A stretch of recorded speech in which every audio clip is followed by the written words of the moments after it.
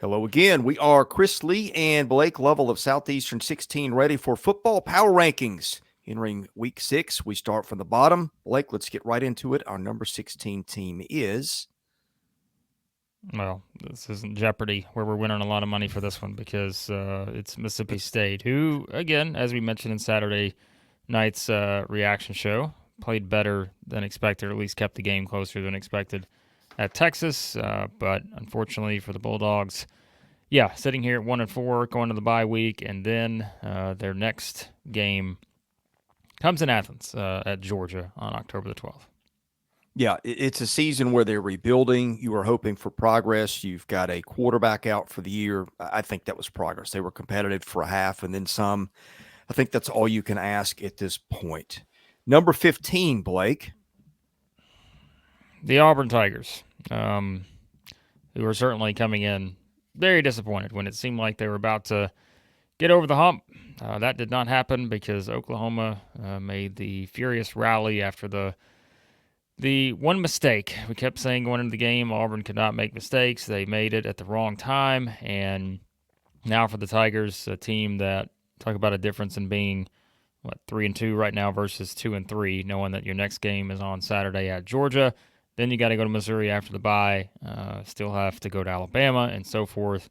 Yeah, as we said, Chris, on Saturday, this is perhaps a tough road ahead for the Tigers.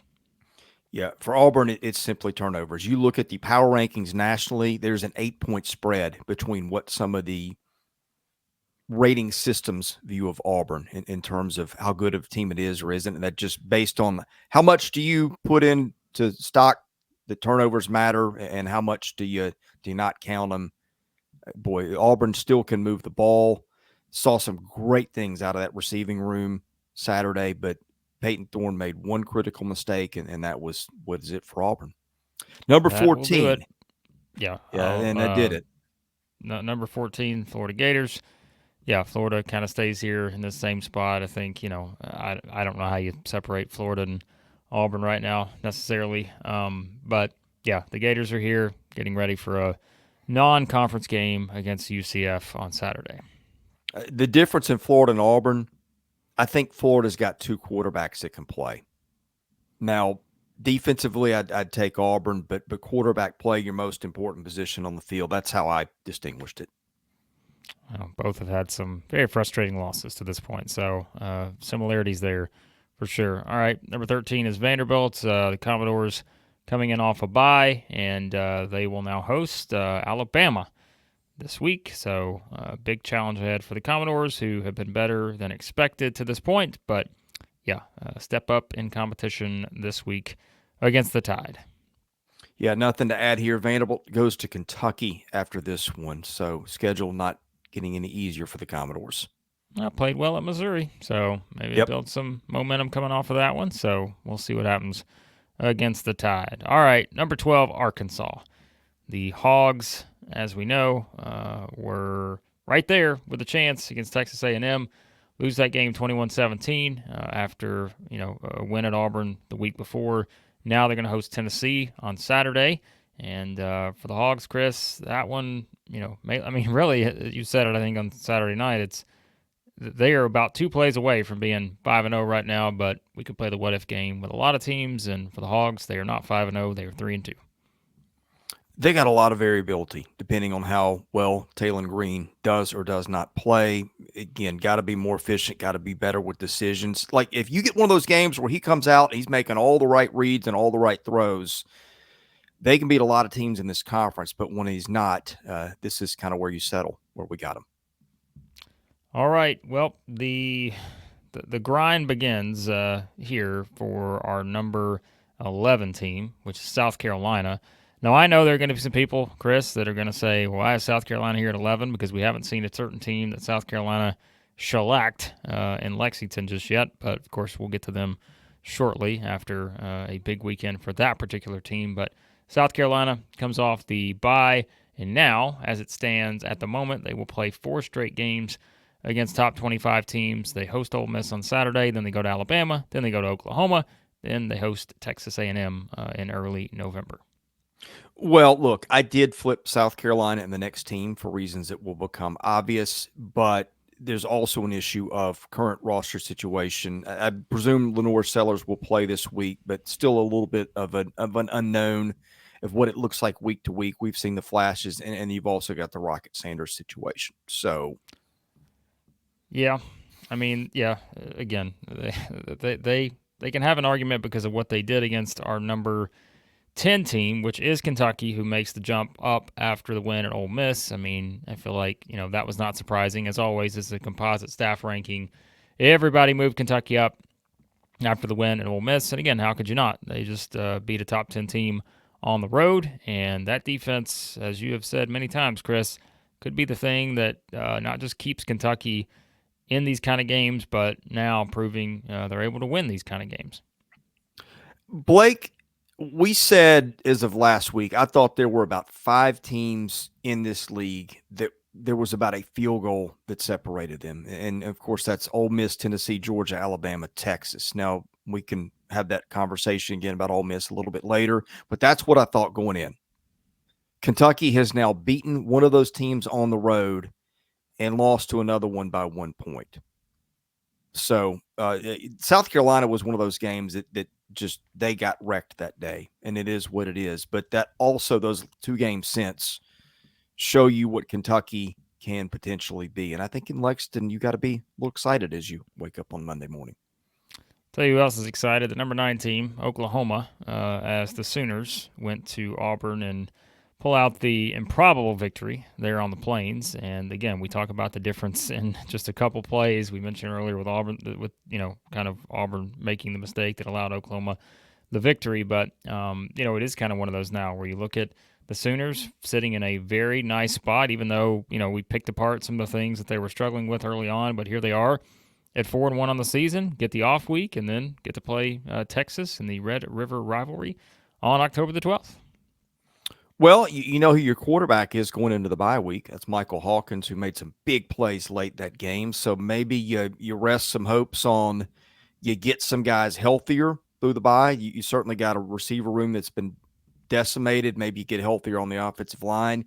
You get him more first-team reps in practice, and who knows what it looks like when they come back and play Texas in a couple of weeks.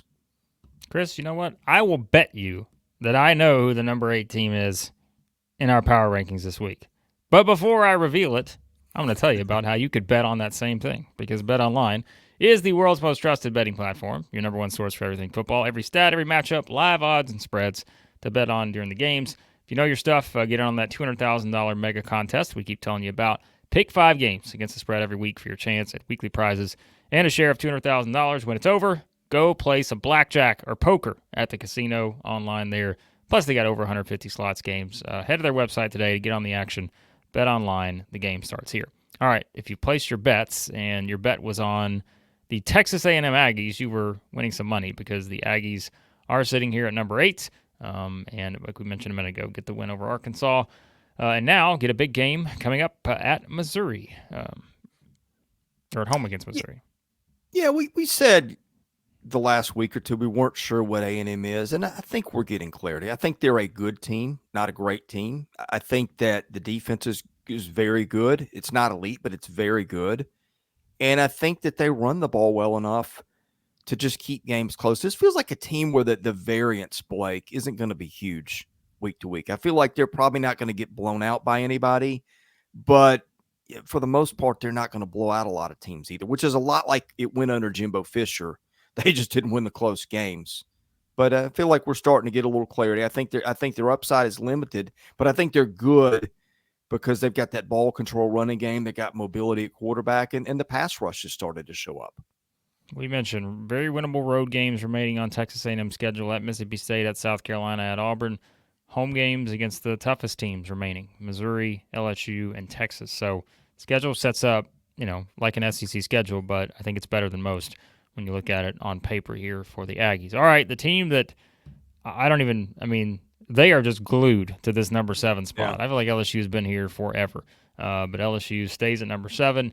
They get the convincing win over South Alabama. Did not let the Jaguars put up 87 points against them this past weekend. LSU wins that one 42-10. They head into the bye week, then get ready for the gauntlet that begins in terms of their weekly SEC schedule, as they will then host Ole Miss in Baton Rouge after that. That one caught my interest a little bit. I know better than to put a lot of stock into it, but holding South Alabama down offensively the way that LSU's defense did. We know it lost Harold Perkins, but we also know Blake Baker was a little bit into making some changes before that South Carolina game. Maybe schematically they're doing some things differently. I think the bye week comes at a good time. I still think this is around their ceiling, but the offense has got an identity. They found a little bit of a run game. Nussmeier's coming into his own. I think this is the team that's a good team. I think there's some factors that will limit LSU from being a great team, but also I think maybe we've seen enough offensively where they can knock off a heavyweight down the line. We'll see. Yep, got some opportunities to do it for sure. All right, number 6, the Missouri Tigers, who, again, I don't think this is much of a surprise. Missouri coming off that bye, they were able – I mean, I think that's what's been notable for me. You know, the first couple games, everybody's like, all right, well, nobody's going to score against Missouri. They're blowing out Murray State. They're blowing out Buffalo. But then to be able to win 2 close games the way they did against Boston College and Vanderbilt, you know, a little close for comfort certainly in that Vanderbilt game, but finding ways to win both and still sit here unbeaten before they head into that matchup, as we just mentioned, in College Station on Saturday. Big game this week. Remember, last year Missouri wasn't blowing anyone's doors off until about half to 2/3 of the way through the season. Got a veteran quarterback. You've got a really good running game with Nate Noel with what he did against Vanderbilt. I think they got a two-headed committee there that's pretty good. We know about that receiving room, and the defense has been good. So I think Missouri is a solid 6. Need to see more, but more could be coming if it follows last year's script.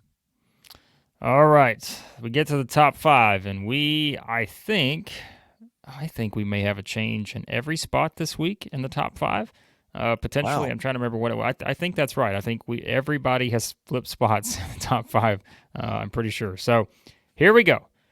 Number 5, the Ole Miss Rebels, who take a little bit of a step backwards, as we know, after the loss at home to Kentucky. And, you know, you can watch the reaction video Chris did on Saturday for full 30-plus minute thoughts on that game and how it all played out for the Rebels. But I guess, Chris, now we just, you know, we wait and see how Ole Miss is going to respond because, you know, as we mentioned, this is kind of one of those where you come off a game like this, you lose a home game to Kentucky, and now you have to go play that early afternoon game at Williams-Brice Stadium on Saturday against a South Carolina team that we've seen them, you know, step up in big spots this year. Won at Kentucky, felt like they should have beat LSU, and now Ole Miss has got to bounce back in a hurry because this is a tricky road game in Columbia. You want to know the weird thing? I don't think Ole Miss's ranking would have changed this week regardless because Alabama was behind Ole Miss last week. We said if Alabama beats Georgia, we're gonna move them up the power rankings. But Ole Miss losing that game to Kentucky didn't really change my mind a lot on what they are. Ole Miss couldn't convert third downs. One huge play for Kentucky late in the game on a 4th and 7. Kentucky hadn't made that play probably all year. So I think that's the weird thing is I think a win or a loss probably wasn't going to change where we had Ole Miss. Now, if Ole Miss had won that one by 30 points, it might have. But I did not come out of the game thinking a lot worse of Ole Miss than I did coming in. Disappointed, yeah. But I still think that's a good football team that could make the playoff in the end. But, boy, the margin of error shrunk a lot. All right. I think I could be wrong here, but I can guarantee you this is the lowest this team has ever been ranked since we started Southeastern 14 and now Southeastern 16. I'm going to give you that teaser with you knowing what it's going to be. But, Chris, you also have to remind some people about another sponsor here we've added to the channel. Let everybody know what they can learn about this particular friend of ours. Yeah. Have you ever tried to explain football to a little kid? It is nearly impossible. I've got a 10-year-old son who gets it now, but that's because he has watched dozens of games with me and asked me hundreds of questions. There's an easier way, and it's brought to you by Future Fans, an innovative brand that helps little kids become big fans by embedding the rules of football into parallel games and activities. The product is terrific. I don't have the whole box with me, but this is the first step. It's a book. And they got little games and toys and things like that in between that help teach you football. They've also got this for soccer. by the way. The product feels like an outstanding value for $49.99. We're going to be telling you more about the experience in the coming weeks, but the way they teach is so unique and effective. I've talked to people who used it to teach their kids football, and there's some amazing testimonials. Again, learn more in the coming weeks on this show, but trust me on this one, and you'll see why. Go to futurefans.com, order the kit. Promo code is SEC. That'll get you 10% off. Help out your family. Help your kids. Help your grandkids. Family time is important. You want to spend more time with your family, and Future Fans can help you do that. Promo code SEC will get you 10% off. Sounds like Oreo wants to spend more time with his family as well right now. Oreo's unhappy because there's no football on today. I mean, well, you can just hear it. Perhaps Oreo is a fan of the Dogs because, as we just teased, for the first time, I think, ever here at Southeastern 16/14 / whatever number else we've been on this thing. I can't remember. Georgia is all the way down at number 4. I don't know that Georgia, Chris, has ever moved beyond one of the top 2 spots since we started this thing in February of 2021. I mean, I really don't know if they have. But, of course, they lose at Alabama, so they're going to take a couple steps back here in the composite staff rankings this week. And I think pretty much everybody had moved them down to this spot. It may have been a couple or one difference possibly. But, yeah, I guess now we just wait and see how Georgia's going to respond. And as our guy Donovan said in the live stream on Saturday, boy, Auburn, if it wasn't bad enough, if you didn't think things were rough enough right now for the Tigers after losing that game to Oklahoma, now your reward is to go play a very, very angry Georgia team on Saturday at Sanford Stadium. Well, you heard anger coming from the other room. The Dogs' defense was hurting. I mean, Alabama blistered them for, 500 and some odd yards. Ryan Williams is still running through that secondary. I just didn't see the dominant Georgia defense. I think that the portal has eaten down a lot of people's depth. I think that's happened at Georgia. Now, they're going to rebound. Probably we'll do it next week. But this is not the – yet we wondered, is this going to be the smash everybody Georgia team the computers had before the season? And despite a pretty valiant comeback, I don't think that's what we've got at the moment. Well, by virtue of Georgia moving down to 4, Tennessee is going to be at 3, even though the Vols didn't have to lift a finger in the off week there for Tennessee, but they are going to move up by virtue of that loss. But, yeah, as we said, Tennessee coming off that win at Oklahoma. Now they got to go to Fayetteville to play Arkansas on Saturday. But, yeah, I mean, I know, Chris, you guys have talked about this in a couple videos here recently. You know, the schedule, no game is guaranteed in the SEC, as we've learned, but the schedule is starting to set up better and better, perhaps at least on paper for the Vols, with the way things are playing out from this point forward, but won't be easy to win at DWR on Saturday. Well, some interesting games ahead. Arkansas with Taylen Green is capable of making it interesting on the road. Florida, we know about that series. I don't think Florida's got the dudes to go head-to-head with them for 60 minutes, but we've thought that before. I think the Alabama game in a couple of weeks is interesting. I think that Kentucky game, November 2nd, is more interesting than we would have circled, just because you've seen what Kentucky and its front can do to defenses. So to me, some of the games involving the Vols are going to get a little bit more interesting down the road, but I still love their path. We did a video last week.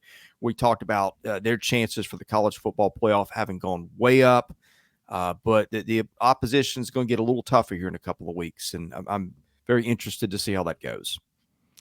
All right, the big question was going to be, would there be a change at number 1 this week? And there is, because Texas is going to be at number 2, and we know what that means for the number 1 team, Chris. But before we get to that one, the Longhorns, I was just thinking about this, and I'm like, I can't imagine, for different reasons, obviously. For Oklahoma, it's more about the bulk of the numbers, but I can't imagine there are 2 teams that are thrilled about having a bye week and how perfectly it sets up than Oklahoma and Texas right now in terms of getting back key players. We know Oklahoma's got quite a few, but Texas being able to give Quinn Ewers the week off before they head into that showdown against each other on October the 12th. And then, remember, it's not just that for Texas, but then it's also playing Georgia the following week. So the bye comes at a great time for the Longhorns.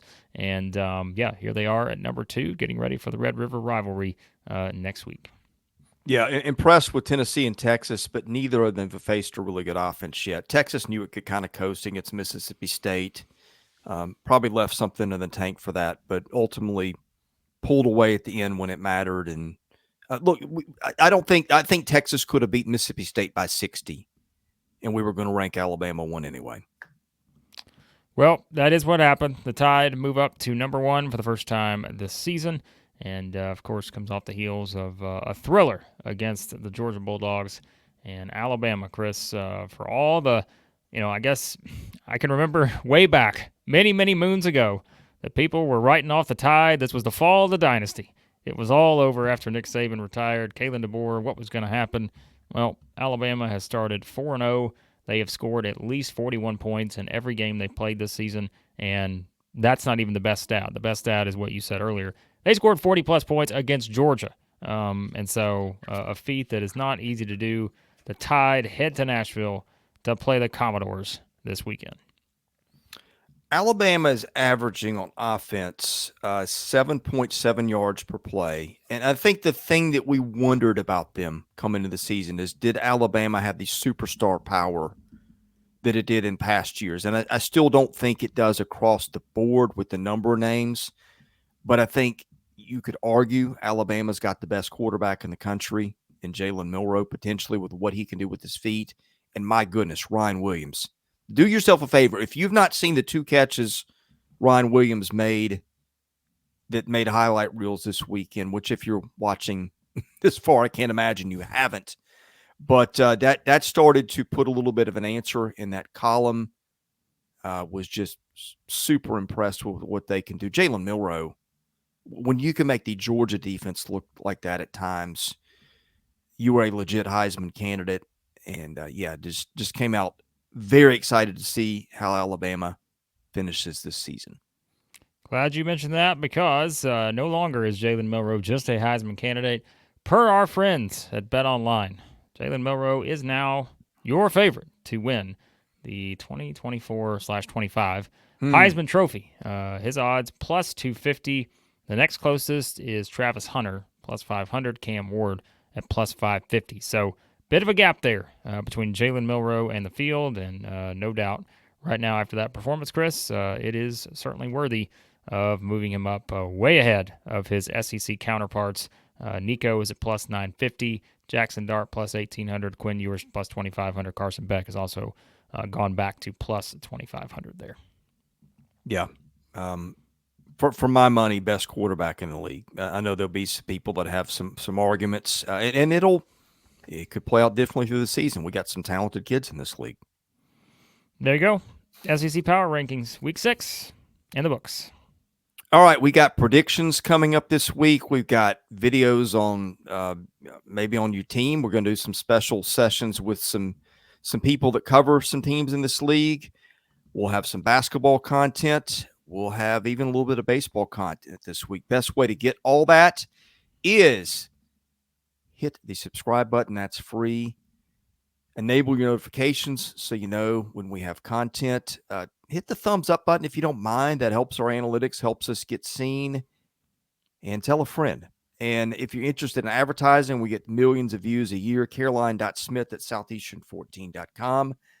He is Blake Lovell. I'm Chris Lee. You've been watching SEC Football Power Rankings for Week 6 on Southeastern 16, presented by Bet Online.